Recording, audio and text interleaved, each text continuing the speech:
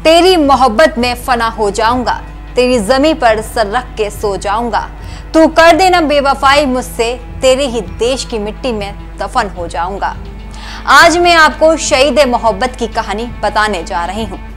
जब भी हम लव स्टोरी के बारे में बात करते हैं तो हमारे जहन में सबसे पहले रोमियो जूलियट, हीर रांझा, लैला मजनू की कहानियां आती हैं, क्योंकि बॉलीवुड की फिल्मों में हमने इन्हें खूब सुना भी है और देखा भी है। लेकिन आज मैं आपको उन सबसे अलग मोहब्बत की वो सच्ची दास्तां बताऊंगी जो आपके दिल को छू जाएगी।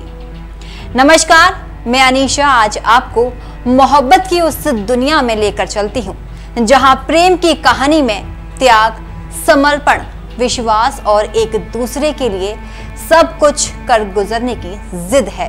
कहते हैं कि सच्ची मोहब्बत कभी पूरी नहीं होती। मोहब्बत की इस कहानी का अंत भी अधूरा रह गया। चलिए जानते हैं मोहब्बत की वो दास्तां जिसमें प्रेम है, त्याग है, विश्वास है, समर्पण है और दर्द भी है। इन दिनों गदर 2 ने सिनेमा हॉल में गदर मचा रखा है। गदर 2 गदर मूवी का सेकंड पार्ट है। गदर मूवी में आपने सनी देओल को देखा और खूब पसंद भी किया, लेकिन गदर के तारा सिंह की असली कहानी शायद ही आप जानते होंगे। दावा किया गया है कि सनी देओल और अमीषा पटेल की गदर एक सच्ची प्रेम गाथा पाकिस्तान की जैनब और सिपाही बूटा सिंह की प्रेम कहानी पर आधारित है। सबसे पहले हम बात करेंगे बूटा सिंह की। आखिर कौन थे बूटा सिंह? कहा जाता है कि बूटा सिंह का जन्म पंजाब के जालंधर में हुआ था। वह ब्रिटिश सेना के सैनिक थे। द्वितीय विश्व युद्ध के दौरान लॉर्ड माउंटबेटन की कमान के तहत बर्मा मोर्चे पर तैनात थे। साल 1947 में भारत के बंटवारे के समय दोनों तरफ से हिंदुओं और मुस्लिमों को खदेड़ा जा रहा था। इसी दौरान पाकिस्तान जा रहे मुसलमानों के एक काफिले में से जैनब नाम की लड़की का अपहरण कर लिया गया था। बूटा सिंह ने उन दंगाइयों से जैनब की जान बचाई और उसे अपने घर में पनाह दी। कैसे बूटा सिंह ने जैनब की जान बचाई, आइए जानते हैं। दरअसल दंगाइयों ने जैनब को छोड़ने के बदले बूटा सिंह से 2500 रुपए की डिमांड की थी। बूटा सिंह ने अपने घर, मकान और परिवार बसाने के लिए मेहनत करके खेत में हल चलाकर 1800 रुपए जमा किए थे। अपने जीवन भर की जमा पूंजी जैनब की जान बचाने की खातिर बूटा सिंह ने उन दंगाइयों को दे दी और इंसानियत की मिसाल कायम कर दी। धीरे धीरे दोनों एक दूसरे के व्यवहार से प्रभावित हुए और उनके बीच फासले भी समाप्त हुए। ये दास्तां प्यार की दास्तां बन गई, जिसके बाद दोनों एक दूसरे के साथ जीने मरने की कस्में खाते हुए शादी के बंधन में बंध गए। लेकिन कहते हैं ना, प्यार के दुश्मन हमेशा प्यार करने वालों के पीछे पड़े रहते हैं। जी हाँ, ऐसा ही बूटा सिंह और जैनब के हंसते जीवन में हुआ। बंटवारे के करीब एक दशक बाद भारत पाकिस्तान सरकार ने निर्णय लिया कि दोनों तरफ की उन महिलाओं को उनके घर वापस भेजा जाए जिन्हें अगवा कर लिया गया था। कहा जाता है कि बूटा सिंह के भतीजे ने जायदाद के चक्कर में जैनब के बारे में जांच करने वालों को बता दिया था। जैनब को जब सरकारी गाड़ी वापस लेने आई तब बूटा सिंह पूरी तरह से टूट गए। जैनब की मर्जी जाने बिना जैनब को वहां से ले जाया गया। उस समय जैनब की 2 बेटियां थीं। कहा जाता है जैनब के साथ उसकी छोटी बेटी भी साथ गई थी। जाते समय जैनब ने बूटा सिंह से कहा था कि वह जल्दी वापस आएगी, लेकिन वह कभी वापस नहीं आई। रिपोर्ट्स के अनुसार जैनब लाहौर में अपने परिवार से मिली। कुछ सालों बाद जब उसके माता पिता का निधन हुआ तो जैनब की जिंदगी बदल गई। जैनब की बहन उसके माँ बाप की जायदाद की कानूनी बन गई।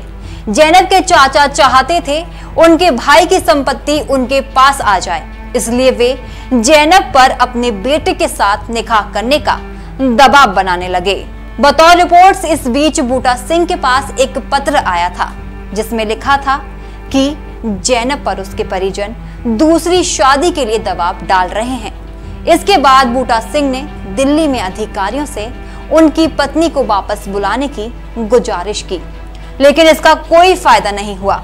अंत में उन्होंने खुद पाकिस्तान जाकर अपनी पत्नी को साथ लाने का निर्णय लिया। उन्होंने इस्लाम अपनाकर अपना नाम जमील अहमद रख लिया। फिर वह अपने बच्चों और पत्नी को लाने के लिए गैर कानूनी तरीके से पाकिस्तान चले गए। जब बूटा सिंह पाकिस्तान पहुंचे तो जैनब के परिवार ने उन्हें अपने परिवार का हिस्सा बनाने से साफ मना कर दिया। इतना ही नहीं, उन्होंने पाकिस्तानी पुलिस को बुलाकर बूटा सिंह को उनके हवाले कर दिया। इसके बाद मामला कोर्ट में पहुंचा। कहा जाता है इस मामले में जैनब को कोर्ट में पेश किया गया। जैनब ने बूटा सिंह से प्यार करने के बावजूद दबाव में आकर उनके साथ जाने से इनकार कर दिया। हालांकि बेटी को बूटा सिंह के साथ भेज दिया। कहा जाता है कि बूटा सिंह अपनी पत्नी से इस जुदाई को बर्दाश्त नहीं कर सके। उन्हें गहरा सदमा लगा। उन्होंने सामने से आ रही ट्रेन के आगे कूदकर अपनी जान दे दी। इस घटना में उनकी बेटी बच गई। बूटा सिंह ने अपनी सुसाइड नोट में लिखा था कि उन्हें नूरपुर के कब्रिस्तान में दफनाया जाए, लेकिन जैनब के परिजनों ने ऐसा नहीं करने दिया। उनके जीते जी भी जैनब के करीब नहीं रहने दिया और मरने के बाद भी नहीं। इसके बाद उन्हें लाहौर के मियां साहिब में दफनाया गया। बूटा सिंह का यह मजार आज भी पाकिस्तान में स्थित है और यहाँ युवा प्रेमी आते हैं। उन्हें लोग शहीद आजम बूटा सिंह के नाम से याद करते हैं। जैनब और बूटा सिंह की 2 बेटियां हैं जिनका नाम तनवीर और दिलवीर है।